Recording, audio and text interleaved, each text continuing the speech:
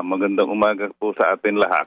Opo, attorney, meron pong report ngayon mismo ang DA umaamin na sila nag-iimbestiga doon sa mga gumagamit ng dummy companies para makakopo ng volume sa importasyon ng baboy. Sa inyo ho bang panig sa mga manok po naman? Kumusta po? Ganyan din yan. Matagal na kasi ang sistema ng minimum access volume. Hindi lang yan sa baboy at manok. Sa maraming commodities yan. At talagang ang nahubog kasi yung sistema na yan na pabor talaga sa mga importer at batay sa karanasan sa iilang importer. Kasi ang original na design niya nung pumasok tayo sa WTO, yung minimum access volume, na tinoka yan sa mga producers, halimbawa sa manok, tinoka yan sa mga producers noong 1995.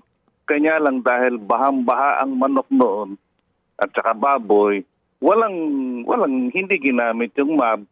Medyo nagalit yung, hindi lang medyo nagtampo yung mga Amerikano, ay nagreklamo, hinubog ngayon yung sistema na ibinuka sa mga trader.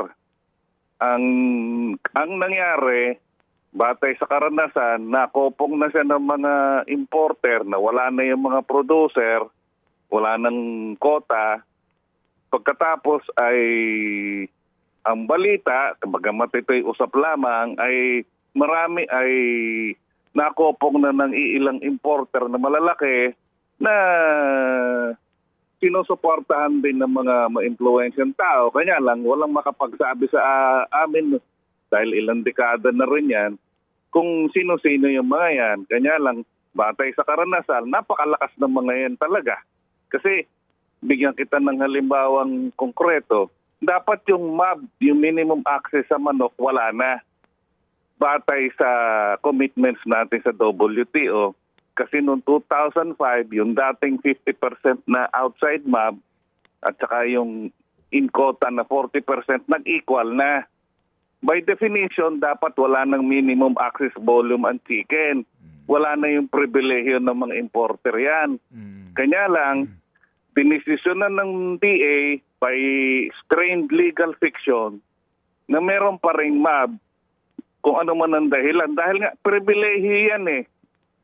Mas mababa. Ang sa manok, dahil bagamat equal, naiiwasan nila yung tinatawag na trade remedy.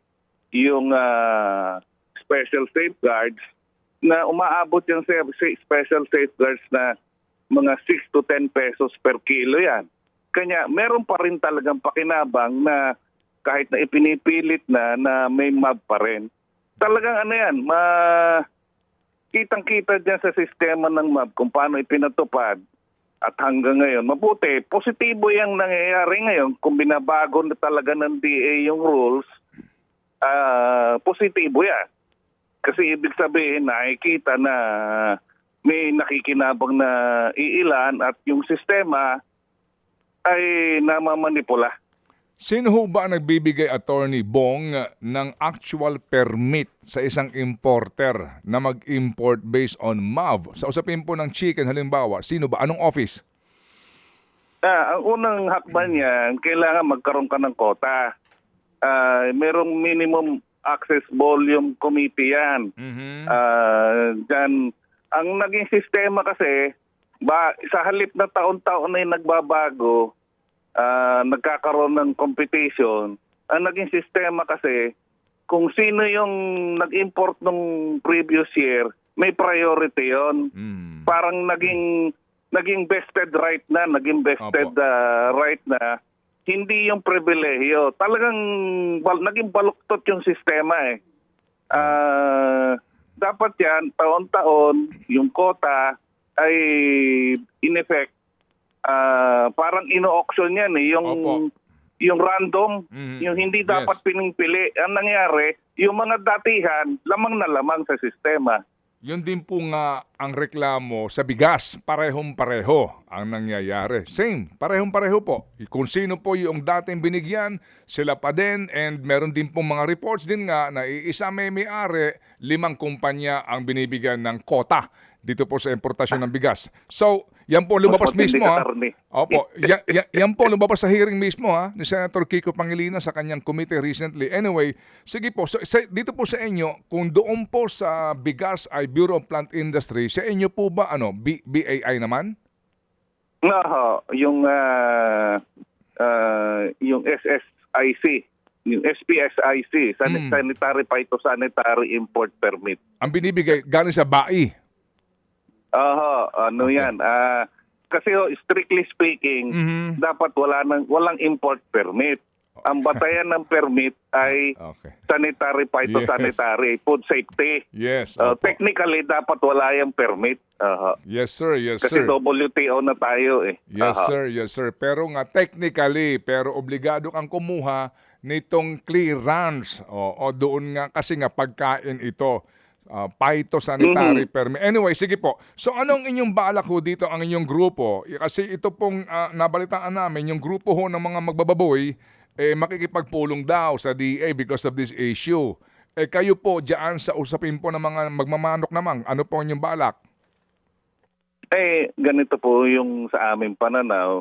Suportado po namin kung babalasahin nila yung rules para maging transparent. Pero kami, as far as we're concerned, dapat sa manok, wala ng minimum access volume. Nag-equal na wala na sa definition eh.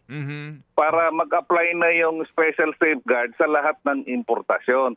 Ang nangyayari, actually dyan, ang nagre-reklamo, hindi lang yung mga producer, pati yung mga importer na walang MAB, walang quota. Hindi nila maintindihan bakit mayroon pang pribilehiyo, i-equal na batay do sa original commitments ng WTO. Talagang doon mo makikita, meron talagang pinapaboran. Opo.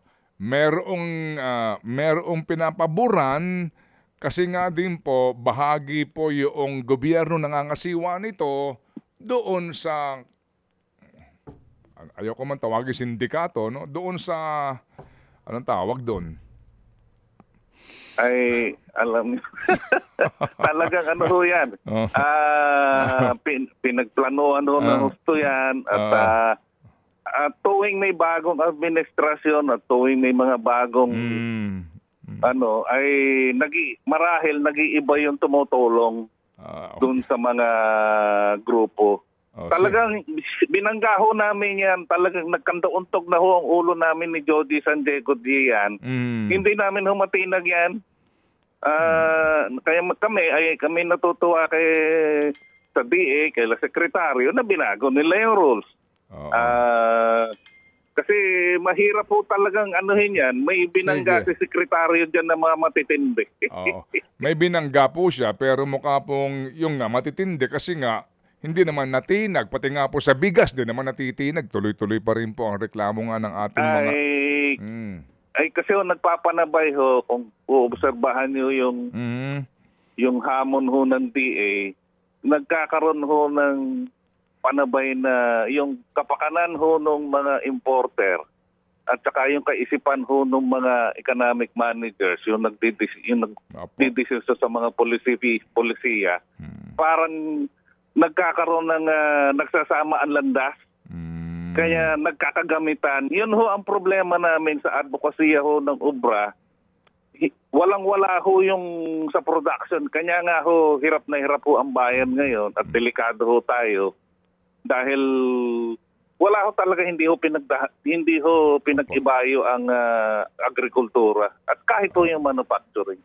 Opo, yun po ang masakit na katotohanan na kayo mismo sa obra ay hindi umubra ang inyong advokasya sa gobyerno. Opo.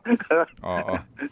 Pagka nagbibiruan ho, ang gusto ho nung iba maging United Broiler Importers Association dahil yun daw ang gusto ng gobyerno. Opo. Sige, so Kabong, makikibalita po kami kung sakali po, no, na meron din po kayong informasyon tungkol po dito sa isyong ito. Salamat po, Kabong. Magandang umaga po sa atin lahat. Attorney Bong Insyong, ang chairman po ng obra.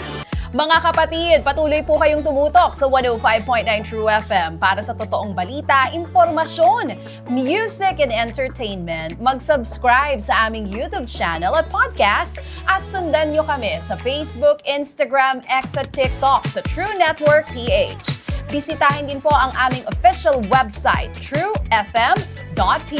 At panoorin din kami sa True TV Signal, Channel 19. Kami po ang 105.9 True FM. Laging true sa'yo, kapatid. Ito tayo sa